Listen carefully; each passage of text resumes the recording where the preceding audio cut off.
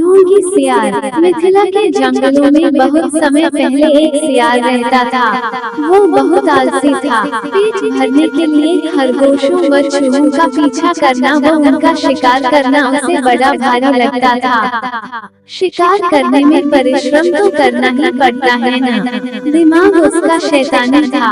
यही तिकड़म लगाता रहता कि कैसे ऐसी जुगत लगाई जाए जिससे बिना हाथ पैर हिलाए भोजन मिलता रहे।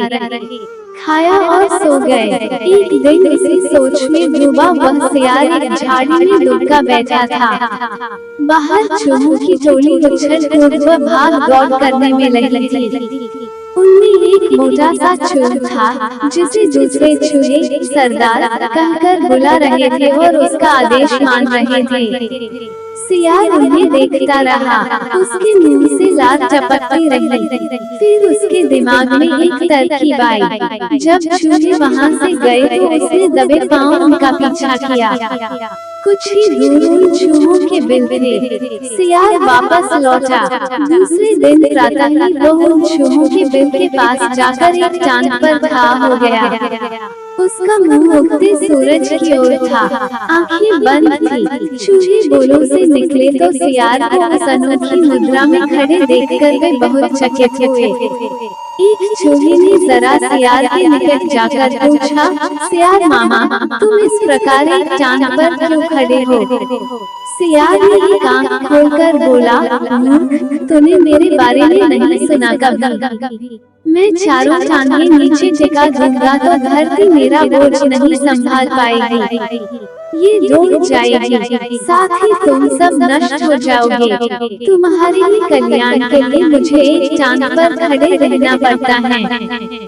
चूहों में खुसर हुई। वे सियार के निकट आकर खड़े हो गए। चूहों के सरदार ने कहा, हे महान सियार, हमें अपने बारे में कुछ बताइए।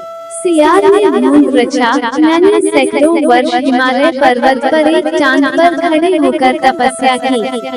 मेरी तपस्या समाप्त होने पर एक टांग पर खड़े होकर तपस्या की। मेरी तपस्या समाप्त होने पर सभी देवताओं ने मुझ पर फूलों की वर्षा की।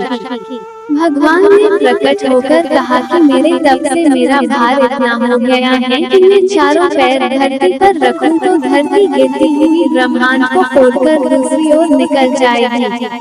धरती मेरी कृपा पार ही टिकी रहेगी। तब से मैं एक टांग पर ही खड़ा हूँ। मैं नहीं चाहता कि मेरे कारण दूसरे जीवों को कष्ट हो।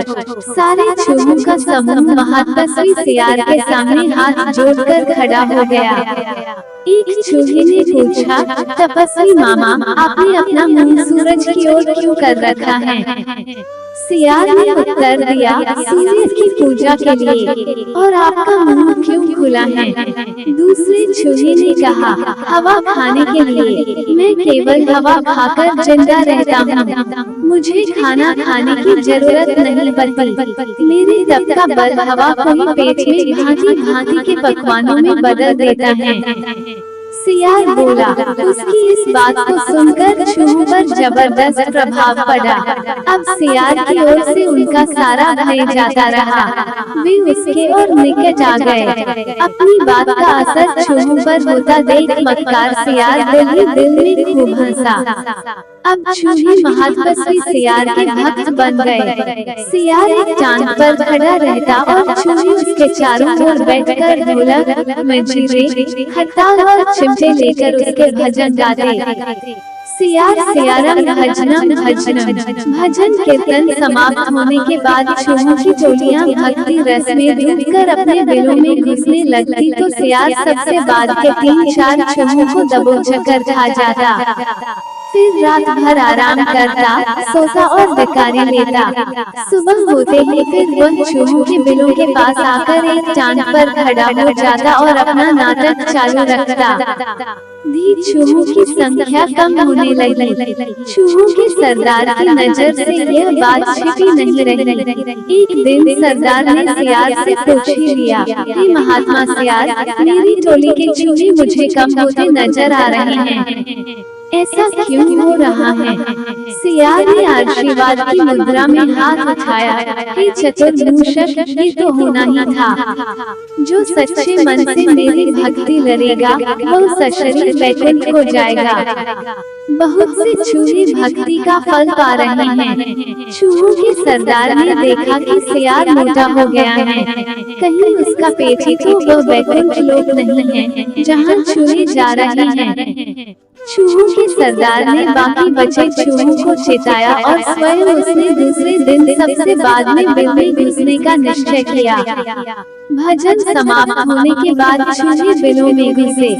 सियार ने सबसे अंत के चूहे को दबोचना चाहा। चूहों का सरदार पहले ही चौकन्ना था। वह दांत मारकर सियार का पंजा बच गया। असलियत का पता चलते ही वो उछलकर सियार की गर्दन पर चढ़ गया और उसने बाकी चूहों को हमला करने के लिए कहा। साथ ही उसने अपने दांत सियार की गर्दन में गढ़ा दिए। बाकी चूहे भी सियार पर झपटे। सबने कुछ ही देर में महात्मा सियार को कंकाल सियार बना दिया।